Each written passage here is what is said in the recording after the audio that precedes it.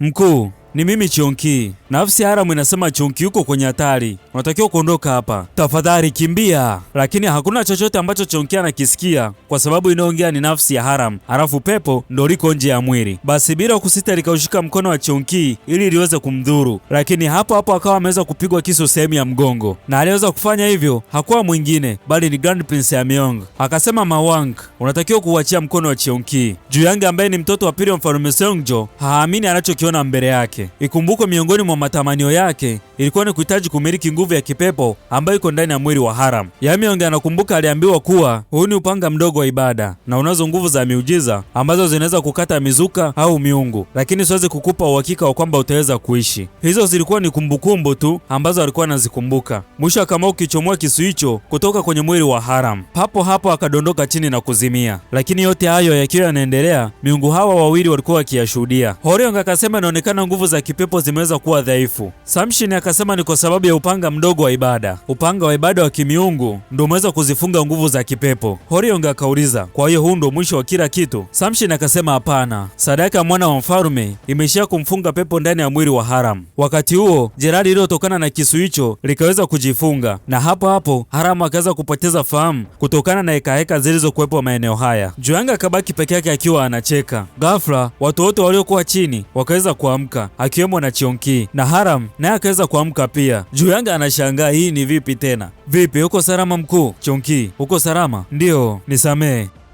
Naomba unisamee Chonki. Juyang kuona hayo akakasirika kweli kweli. Akasema Haram akamatwe. Sawa mtukufu. Haram, tunatakiwa kuondoka hapa. Mchoro umeweza kuchanika. Kwa hiyo ni lazima tuondoke. Hapa hapa akawa ameweza kuingia Moyang akiwa na kikosi chake cha wavamizi kutoka ndani ya Wolsongdang. Si mnakumbuka Haram alisema iwapo lolote litatokea inabidi waingie. Bila kupoteza muda panga zikaanza kulia ndani ya jumba la kifalme. Moyang akasema mkuu, unatakiwa kuondoka hapa haraka sana. Juyang anasema msimpoteza huyo. Nataka hiyo pete. Moyang akaona msilete utani. Mimi niko hapa kuwazuia. Haram pamoja na Chonki wakaamua kuchukua farasi ili waondoke. Lakini Juyang hayuko tayari kulifumbia macho swala kama hili liweze kuisha kirahisi hivyo. Akaamua kuweka mshale katika upinde wake. Kisha akasema, sasa naenda kukuua ili Wolseong. Mshale ndio unaendelea kuwekwa kwenye hengo. Mwisho akaamua kuuachia. Horyong kuona hivyo akaamua kutumia nguvu zake na kuzuia mshale huo. Kwa hiyo ndio ikawa salama yao na wakawa wameweza kutoka nje. Samshin akaamua kunyamaza, japo alikuwa ameshamwambia kuwa hatakiwi kuingilia jambo lolote usiku wa leo. Juyang akajisikia vibaya kweli kweli kuona amemkosa Haram. Karibu kuitazama episodi ya 14 ya bahasha kali sana hii hapa ya Red Lovers of the Sky. Na kukumbusha usiache kusubscribe, kulike na kushare. Na mimi ni Alchemy Stana. Wakati huo ndio tunaelekea ukingoni. Basi moja kwa moja safari kawaleta mpaka maeneo haya na Mayang ndo akaja kuwapokea. Haram akauliza, wewe ni Mayang? Ndio, ili Wolseong. Chonki akashtuka, ili Wolseong? Haram akauliza, una uhakika hii ni sehemu salama? Ndio, hapa ndipo tunahifadhi vibao vya viumbe wa mbinguni, kwa hiyo hawawezi kukupata ukiwa hapa. Okay, sawa, basi tuingie ndani. Nipe mkono wako. Basi Chonki akaleta mkono wake na taratibu Haram akaanza kumkanda baadhi ya majeraha ambayo ameweza kuyapata kwenye tukio lile. Vipi, umeumia sana? Hapana, sijaumia kivile. Sawa. Lakini imekwaje mpaka ukawa ili Wolseong? Na sababu ya msingi ni ipi? Haram akasema ajifanye kama hujasikia chochote kuhusu hilo. Chonki akasema basi poa, nitafanya hivyo. Lakini anakumbuka matukio kadha wa kadha ambayo ameyapitia yeye pamoja na Haram. Anasema kwenye hii dunia sikuweza kuona, lakini wewe umekuwa nyota yangu pekee ambayo inang'aa. Naye Haram anasema katika dunia hii nimekuona wewe peke yako na ndiyo kumbukumbu yenye thamani kubwa kwenye maisha yangu. Haram, niko tayari kugharimu hatima ya maisha yangu kwa ajili ya kukulinda wewe. Naye Haram anasema siko tayari kumruhusu mtu yeyote aweze kukuumiza. Haram, asante kwa kurudi tena. Nakupenda kwa moyo wangu wote. Chonki, mnasema mmempoteza Haram? Tusamee mtukufu. Hapana, nimeacha ulinzi wangu na sikufikiri Haram kama angeweza kuninyima pete ya kweli. Kwa hiyo ina maana kwa sasa ana uwezo wa kuzikontrol nguvu za kipepo. Shaman akasema huenda anaweza akawa nayo pete, lakini haimaanishi kuwa kama anaweza kuzimiliki nguvu za kipepo kikamilifu. Unamaanisha nini? Nguvu kubwa hupofusha akili na kumfanya mtu awe na tamaa, isipokuwa kwa mtu mwenye nguvu za kimiungu kama mimi naweza kudhibiti nguvu ya pete hiyo kwa niaba yake, la sivyo itammeza kabisa. Aniongea kauliza, je, kama nguvu hiyo itammeza ina maana atabadilika na kuwa shetani kama ilivyokuwa kwenye sherehe? Ndio maana kabla ya pepo hajachukua mwili wa Haram mazima inabidi tufanye sherehe nyingine ya kutia muhuri. Kwa hiyo unamaanisha ili kumtoa pepo nje inahitajika kuwa na mchoro mwingine tena? Aniongea akasema kwanza tunatakiwa kumpata mchoraji Chonki. Pia nina mpango. Baada ya hapo tunarudishwa ndani ya jumba la kifalme. Grand Prince Amyong anasema sherehe ya leo tumeweza kushindwa baba, naomba utusamee. Yote hayo ni kwa sababu Joyoung alikuwa akijaribu kumhamisha pepo na kumwingiza ndani ya mwili wake, na Haram alibadilika na kuwa Lee Wol-seong, mtu ambaye anajua kila kitu. Baba, ni yapi kati ya haya ambayo unayajua? Tafadhali amka na uniambie ni yapi unayajua baba. Wakati anatoka kwenye chumba cha mfalme akamkutana kuhani. Amyong akasema Joyoung hawezi kukata tamaa kirahisi hivyo, atajaribu kutengeneza sherehe nyingine tena kwa ajili ya kutia muhuri. Kuhani akasema sherehe ya kutia muhuri pasipo picha ni kazi bure, kwa hiyo panakuwa hakuna njia nyingine ya kuweza kumkamata pepo. Sawa, lakini mtukufu, hakuna kitu chochote cha ajabu ambacho umekihisi usiku wa leo? Na je, unakumbuka ile picha ilivyokatwa vipande vipande wakati wa sherehe? Kiuhalisia ilikuwa ni picha ya kimiungu. Kama yule pepo aliweza kuichana picha ile, ina maana kuna kitu kilikosa ili kumdhibiti na kuweza kumfungia pepo huyo. Kwa hiyo nasema mbali na nguvu za kimiungu, kuna kitu kingine kinatakiwa. Ndiyo, tunahitaji kitu kingine zaidi chenye nguvu kuliko mchoro wa kifalme. Sasa kitakuwa ni kitu gani? Basi fuatilia ni kipi ambacho kinatakiwa. Sawa mtukufu. Hata hivyo, nasikitika kukutaarifu kuwa wakati wa sherehe ya kutia muhuri, shetani aliweza kunipiga pigo ambalo limepelekea mimi kupoteza nguvu zangu. Wakati ambao Amyong hajajua ni kipi ambacho anatakiwa kuongea, hapo akawa amepata ugeni wa Grand Prince Joyoung pamoja na watu wake. Kuhani kwa kuwa yeye bado ni mtoto, yani cheo chake bado kiko chini, ikabidi kuwapisha wakubwa ili wakutane. Ni kipi ambacho kimekuleta hapa? Joyoung akasema unawajibika kwa kushindwa kumtia muhuri shetani. Je, unaijua njia ya kurudisha kila kitu nyuma? Unazungumza kuhusu nini? Unakuwa hauna mantiki. Mimi sio sababu ya kushindwa kwa sherehe ya kutia muhuri. Hilo unalijua vyema kabisa. Vyema, funga mdomo wako. Kwa kuwa sisi ni ndugu, nitakusaidia kuhifadhi maisha yako. Tumia maisha yako yaliyobaki sehemu nyingine mbali na hapa. Joyoung, unanifukuza au kuna kitu unakificha? Natumaini utakuwa umenielewa. Akawakonyeza askari wake kisha akaondoka. Joyoung, kwa nini unafanya haya? Joyoung, lakini bro hakutaka kumsikiliza. Tunaachana na huko, tunarudi ndani ya chuo cha Beingyu. Tunaona msaidizi wa Master Choi ameweza kukamatwa, na sio yeye peke yake, bali ni uongozi mzima wa chuo. Wakasomewa kosa lao ni kuwa wamemtuma Cheonki kwenda Gwaoni kupitia usaidizi wa Grand Prince Amyong, huku wakiwa wanajua kabisa kuwa Cheonki ni mchoraji wa kuiga. Pia mlikuwa mkishirikiana na Wol-seong kuuza picha feki, na mtu anaitwa Jang ndiye aliyetoa ushahidi huo. Jang mwenyewe yuko pembeni na wapambe wake wanacheka. Wakaambiwa kutokana na makosa hayo ya kiharifu walioyafanya, chuo cha Beingyu kitafungwa na wahalifu wote watapeleka Uijembu. Maneno mengine magumu.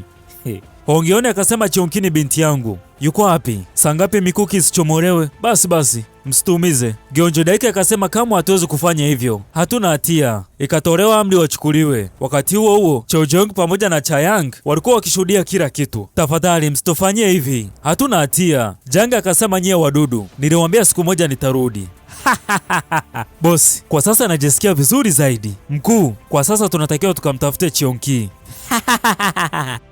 Ikawa giza, ikawa nuru. Kila kona ikabandikwa picha ya Haram pamoja na Cheonki kwa wanatafutwa, na mtu yeyote atakayeweza kuona mahali popote ataweza kulipwa kiasi kikubwa sana cha fedha. Na kashfa inayowaandama wawili hao ni usaliti, yaani hakuna mzaa. Kila sehemu wanatakiwa kujulikana kuwa ni wabaya. Lakini kwa nyuma tunamwona Grand Prince Amyong alikuwa akiyashuhudia haya. Akasema Joyoung umeenda mbali sana, na kuhani alikuwepo maeneo haya akiwa anashuhudia. Kwenye kuangazangaza macho akamwona Grand Prince Amyong. Mtukufu, habari yako?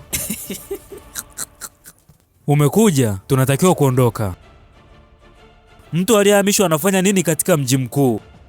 Na imewezaje kutokea? Basi hapa Grand Prince Amyong anatupa hadithi ilivyokuwa mpaka akaendelea kuwepo. Wakati wakiwa njiani anaondolewa katika mji, aliweza kukutana na huyu bwana, na kiongozi mkuu wa msafara akawaamuru wenzake waweze kumwachia Grand Prince Amyong. Mtukufu, natumaini sijachelewa sana. Umekuja wakati sahihi. Kama tusingebadilishana wauzaji na watu wetu, basi ingekuwa ni baraa. Lakini umewezaje kufikiria mbali kiasi hichi? Nilijua tu kwamba Joyoung angejaribu kuniondoa.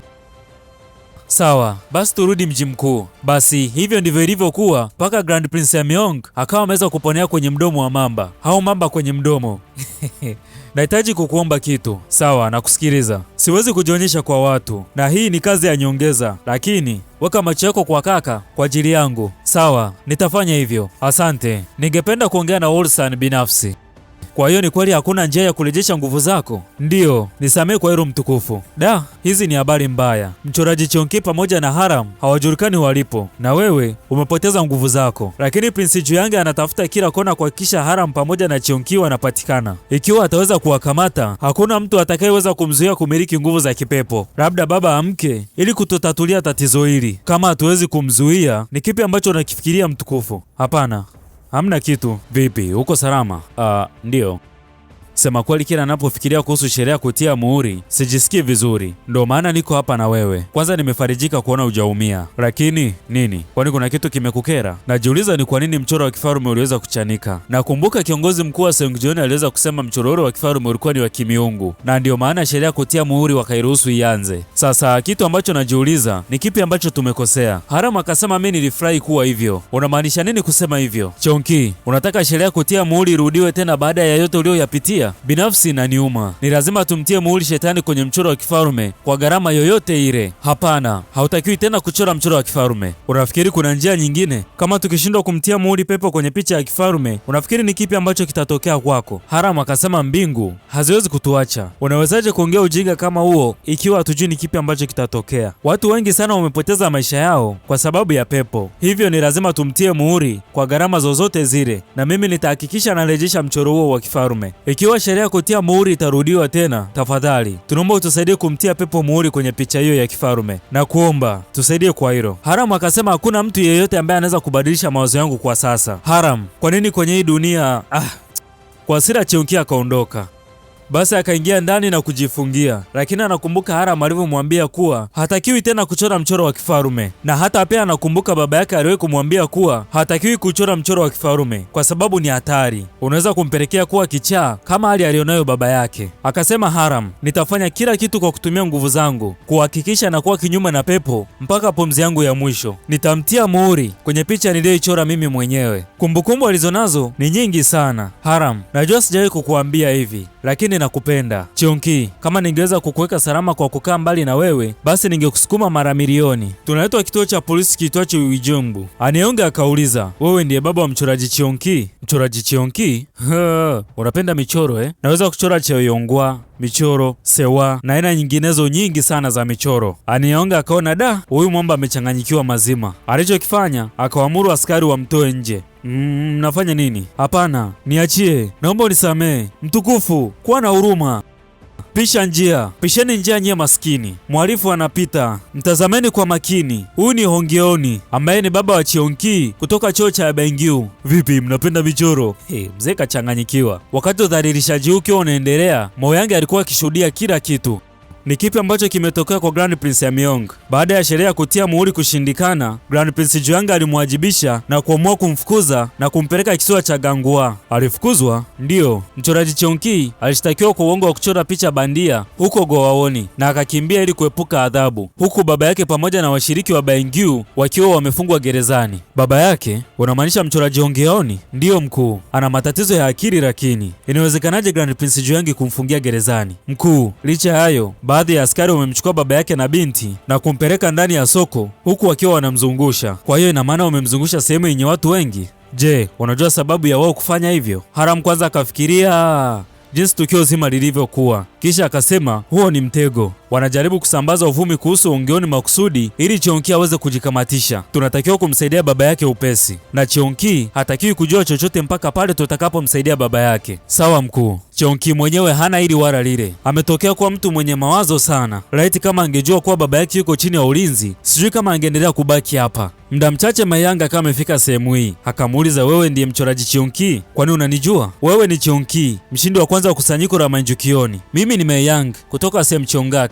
Kuna kitu nataka nikuambie. Baada ya hapo tunamwona Chonki akiwa anatoka huko anakimbia, na muda huo huo Haram anafika akiwa anamuita Chonki. Mayanga akasema huenda Chonki atakuwa ameenda maeneo ya sokoni muda huu. Unamaanisha nini? Ameenda kumtafuta baba yake. Kama asipoenda kujionyesha kwa sasa, Grand Prince Juyange atamuumiza baba yake. Haram akasema itabidi niende sokoni muda huu. Mkuu, itakuwa ni hatari sana. Kwa nini ufanye hivi? Haramu akauliza, tangu lini umeanza kuropoka hivyo? Naye Mai Yang akauliza, tangu lini umeanza kuwa mzembe? Au umesahau mipango yetu ya tangu muda mrefu? Na ni kwa nini uhatarishe na kuharibu mipango yetu kwa ajili ya hisia zako binafsi? Nisikilize Mai Yang, unajua dhahiri matakwa yetu hayawezi kutimia mara moja. Kwa hiyo sioni haja ya kutoa maisha ya watu wasio na hatia kwa ajili ya mipango yetu kuja kuwa ya kweli. Kisha akapita zake hivi. Mkuu, sasa kwa nini uharibu mambo kirahisi hivyo? Baba, ni wewe. Mbona uko hapa? Vipi, uko salama baba? Unasema vipi, unapenda michoro?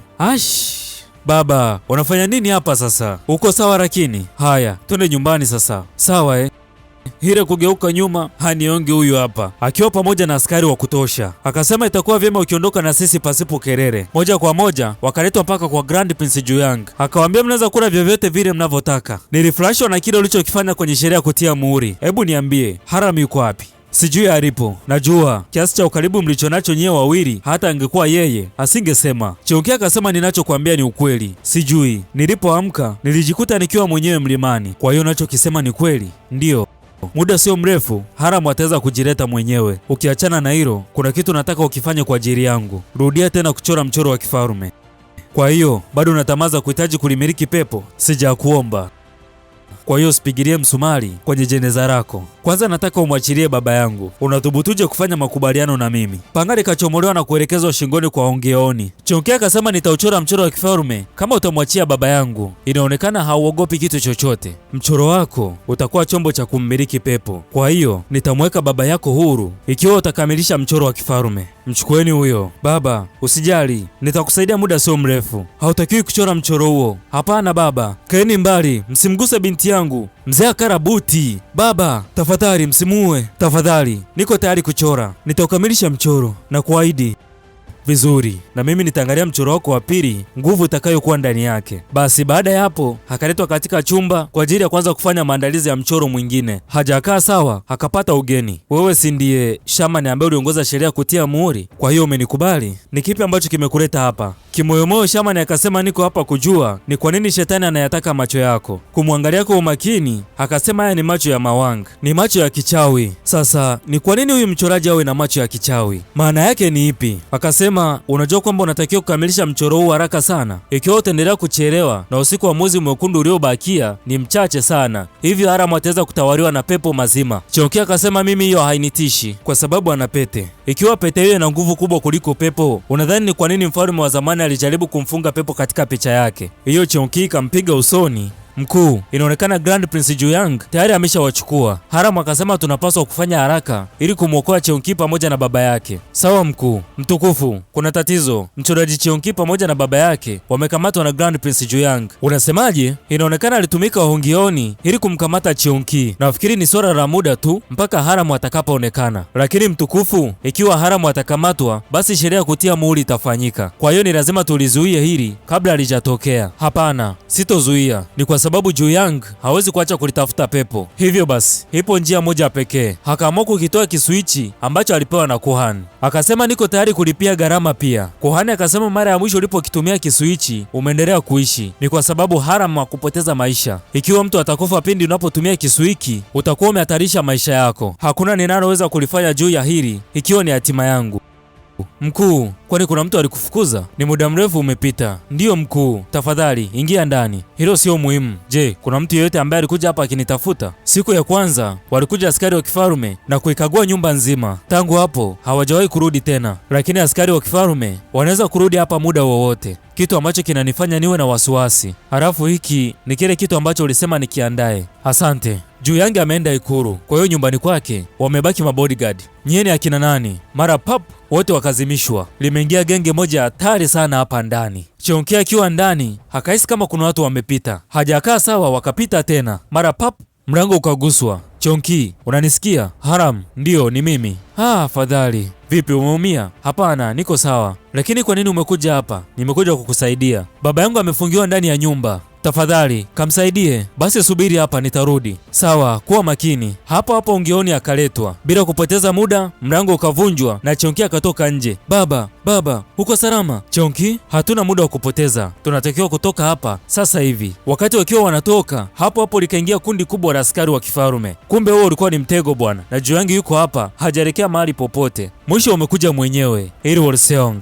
Hatimaye tumekutana. Mtukufu, ulifikiri nitakuwa mzembe kwako, lakini kwani ni lazima tupigane? Ulionekana kuwa na busara, kwa hiyo nilidhani nitaweza kuzungumza na wewe. Moyang akasema, mkuu, nitalishughulikia hili. Kwa hiyo tafadhali ondoka na Chonki pamoja na baba yake haraka sana, na kutegemea Moyang. Sawa mkuu, mpelekeni kiongozi. Sawa mkuu. Aneonga akasema, wakamateni hao. We, ni nani ambaye yuko tayari kukamatwa? Ni heri panga zipigwe kuliko mtu akamatwe hapa. Vita iliyo hapo sio mchezo. Moyang anapiga panga dunia ya mwisho. Haram pamoja na Chonki wakaitumia nafasi hiyo ili kutoroka, lakini Juyangi hawezi kukubali kushindwa na hajawahi kukubali kushindwa. Hakatia zake mshale kwenye upinde kwa ajili ya kufanya mawindo. Vita ikiwa inaendelea, mtu anawekwa kwenye shabaha. Mwisho mshale ukaachiliwa na macho yake yakatoka Hongioni. Chonki, hatuna muda wa kupoteza, tunatakiwa kuondoka hapa. Juyangi anasema, wakamateni hao. Sawa mtukufu. Haram akasema, nitakufuata muda sio mrefu, ni lazima urudi. Moyang akasema, mkuu, baki salama. Sifikiri kama nitaweza kuitunza ahadi yangu ya kurudi kwako. Nisamee, ni kwa sababu sijaweza kukulinda mpaka mwisho. Basi akaamua kurudi na kuendelea na vita yake, lakini kila anapojaribu kutupa mashambulizi ndivyo anavyozidi kushindiliwa mapanga mwilini mwake. Tunaachana na huko, tunarudishwa kipande hiki. Chonki amechanganyikiwa sana kuhusu hali ya baba yake. Haram akauliza, kuna mtu yeyote ambaye alitufata? Nitaenda kuangalia mazingira mkuu. Sawa. Chonki, ndiyo baba, ni mimi Chonki, unanikumbuka? Ndiyo. Haram akampima kisha akasema, mapigo yake ni dhaifu sana, inaonekana huenda Grand Prince Juyang huenda atakuwa aliweka sumu kwenye mshare. Kwa hiyo nifanye nini Haram? Baba, uko sawa, baki na mimi baba. Chonki, usichore tena mchoro wa kifarume. Baba usijali, sitofanya hivyo, hacha kuongea na mimi, nitakuwa sawa. Chonki wangu, umekuwa ukiteseka sana kwa kumwangalia baba yako ambaye ni mgonjwa, unatakiwa uishi hata nisipokuwepo. Usiseme hivyo baba. Chonkie, hapo hapo Ongeoni akapoteza maisha. Baba, Haram, tafadhali msaidie baba yangu. Unajua kwenye hii dunia kuna watu wengi sana ambao tunawapenda, na pia Mungu anayo malengo makubwa zaidi na mazuri juu yetu. Kwa hiyo natakiwa ujue kwamba sadaka ipo na ni muhimu. Kuhusu sadaka ni ipi, hapo utajaza mwenyewe, kila mtu na imani yake. Haram akasema, Chonki, siwezi kusahau kila kitu kilichotokea siku ya leo. Nitahakikisha nalipa kisasi kwa kila kitu kilichotokea. Chonki, uchungu anaopitia hapo sio wa kawaida. Kwa wale ambao wamewahi kupoteza wazazi, wanaelewa hisia na maumivu yaliyopo. Ghafla ukatoka mwanga wa ajabu katika ile pete na kuja moja kwa moja mpaka sehemu alipolala mfalme. Sio mwingine, huyu ndiye yule mzee aliweza kumsaidia Haram pindi alipokuwa gerezani baada ya kubadilika na kuwa pepo. Akanyosha mkono wake huku akiwa anamuita mfalme. Mtukufu, ni lazima uamke. Mchoraji Chonki ameweza kukimbia na walio upande wa Grand Prince Amyong wananiasi. Nataka kuwaua wote.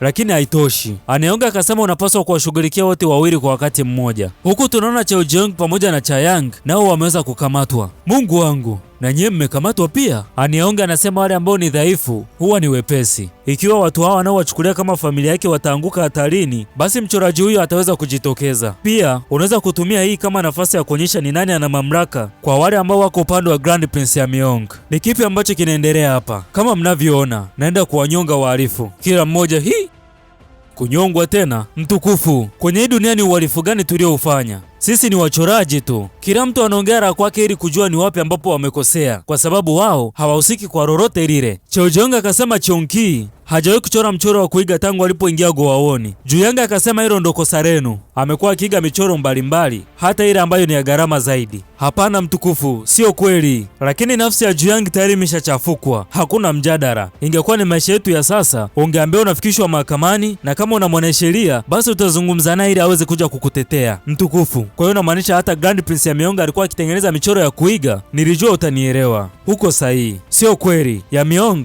ni mtu ambaye anapenda sanaa. Kwa hiyo umesahau kuhusu kusanyiko la wachoraji. Mwarifu Chonki alikuja kuchora mchoro wa kifarume kwa sababu ya shindano la uchoraji ambalo lilikuwa likiongozwa na Grand Prince Amyong. Pia hata wale wawili ambao walimaliza kwa kupata matokeo mazuri, bado unaweza kusema hawakuwa chini ya ulinzi wake. Amyong alifanya hivi ni kwa sababu alitaka kuwa Crown Prince. Hii inamaanisha nyie nyote mnahusika. Tazama kwa umakini jinsi jinsi nitakavyodili na hawa wahalifu, na mtajifunza jinsi ya kukontrol midomo yenu.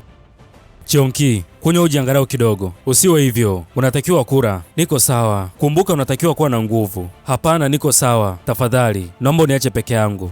Mkuu, nina taarifa mbaya. Taarifa gani? Kila mmoja anayehusika katika chuo cha Bengyu ameweza kukamatwa na Grand Prince Juyang ameamuru ndani ya siku 3 wanyongwe. Cheonki kusikia hivyo ndo anazidi kuchanganyikiwa kabisa. Haiwezekani wametoka kumuua baba yake halafu wanataka kuua na ndugu zake. Kwa hiyo Haram ndo anajikuta katika wakati mgumu kwa ajili ya kumtuliza binti, na yote hayo ni kutokana na tamari zonazo Grand Prince Juyang kwa ajili ya kuhitaji kulimiliki pepo. Wakati akiwa anatoka ndani ya chumba, akaletewa taarifa na askari wake, akaambiwa kwenye boksi la Wolseongdang kuna ombi limetumwa. Basi akakabidhiwa barua hiyo na akaanza kuisoma, lakini tunamuona ameshtuka. Cheonki anasema, Haram, sitoweza kubaki hapa. Haijalishi ni kitu gani kibaya kitanikuta, lakini ni lazima niende. Baada ya hapo tunamuona Haram akiwa anakuja maeneo haya na Mansu. Inaonekana ameamua kufuata mwongozo wa barua ile ambayo amepokea kutoka kwa mtu tusiyemfahamu. Walipofika hapa, Mansu akamwambia ndo hatua ya mwisho. Moja kwa moja akaamua kuzama ndani mwenyewe. Kuangalia mbele yake tunamuona mtu akiwa amevalia mavazi meusi yenye hadhi ya kifarume, na mtu huyo sio mwingine bali ni mfarume. Akasema, uko hapa?